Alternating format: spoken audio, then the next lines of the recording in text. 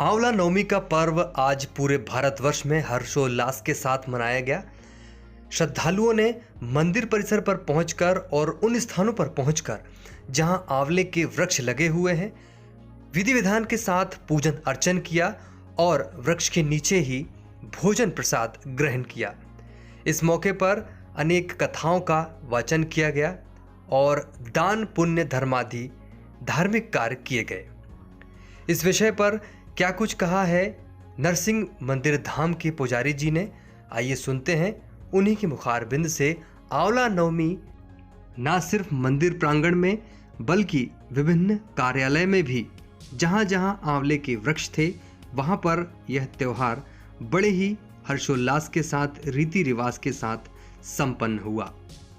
साल में एक या दो आते हैं, एक अक्षय नवमी एक अक्षय तृतीया। आज के दिन का ऐसा मानना है कि आज अक्षय नवमी से ही द्वापर युग की शुरुआत हुई थी। 4 युग हैं, सतयुग, त्रेता, द्वापर और कलयुग। जिस वर्तमान समय में हम बैठे इसको हम कलयुग बोलते हैं। तो ऐसा मानना है कि अक्षय नवमी के दिन से ही द्वापर युग की शुरुआत हुई थी।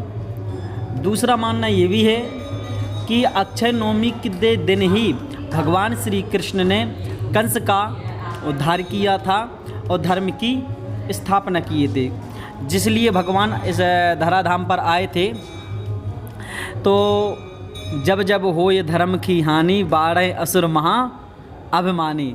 तो भगवान ने अक्षय नवमी के दिन ही कंस का उद्धार किया था और धर्म की स्थापना की थी। उसी दिन से अक्षय नवमी का विशेष महत्व हो गया है। और इसका वर्णन ऐसा आता है कि कुछ मुहूर्त ऐसे होते हैं जी कि अकाट्य हैं, जिनका कोई काट नहीं है। जैसे अक्षय तृतीया, जो बैसाख शुक्ल पक्ष की तृतीया आती है उसको हम अक्षय तृतीया बोलते हैं। एक अक्षय तृतीया, एक अक्षय नवमी। अक्षय जिसका कभी क्षय नहीं होता है, अक्षय नवमी।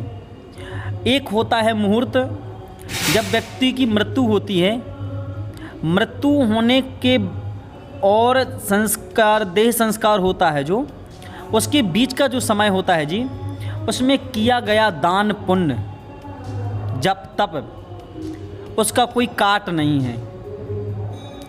दूसरा, जब जातक का जन्म होता है, जन्म होने के बाद से नराछेदन तक का जो बीच का समय होता है, उसमें जो दान पुण्य किया जाता है उसका कभी काट नहीं होता है। ऐसे ही अक्षय नवमी है, अक्षय तृतीया है, इस दिन का किया गया थोड़ा सा भी दान पुण्य किया गया अक्षय हो जाता है।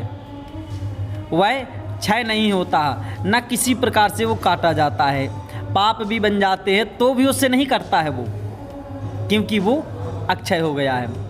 वृंदावन में तो आज इसकी मान्यता है कि भाई और बहन दोनों जोड़ा से माता यमुना में डुबकी लगाते हैं और सीधे ठाकुर जी के दिव्य धाम में उनको जगह मिलती है।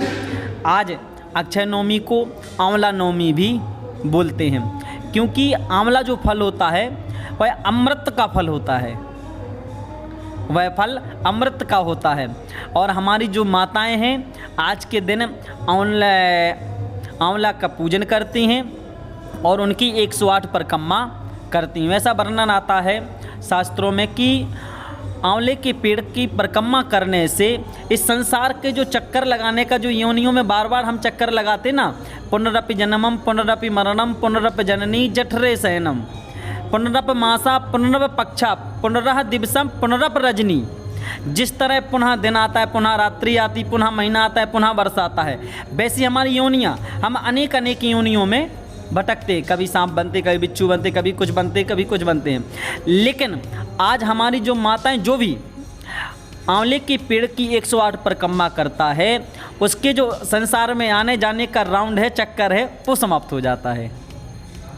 हमारी माताएं आज के दिन कार्तिक नवमी शुक्ल पक्ष के दिन बढ़िया ठाकुर जी की, भगवान विष्णु की पूजा करते हैं और साथ में आंवले की पेड़ की पूजा करते हैं। इसके नीचे आज एक आपने देखा होगा माताएं बहनें सभी लोग आंवले के वृक्ष की छाया में बैठ कर के भोजन करते, इसका भी एक विशेष महत्व है। ऐसा वर्णन आता है कि जो वो भोजन किया जाता है वो भोजन नहीं रहता है, उसमें अमृत मिल जाता है, उसमें अमृत मिल जाता है। तो यदि हम वो भोजन प्रसाद ग्रहण करते हैं बड़े भाव के साथ में, तो ये मानिए कि हम अमृत का पान कर रहे हैं, क्योंकि ठाकुर जी की आंवले के पेड़ पर भगवान विष्णु की विशेष कृपा है। तो आज के दिन हमारी माताएं बहनें ठाकुर जी की पूजा करती हैं और आंवले का भी एक विशेष पूजन करते हैं। जैसा कि आप देख रहे हैं हमारे बिहारी जी भी आज आंवले की माला पहने हुए हैं। तो ये भक्तों का भाव है और ठाकुर जी की कृपा है। तो अक्षय नवमी का एक विशेष महत्व है जी।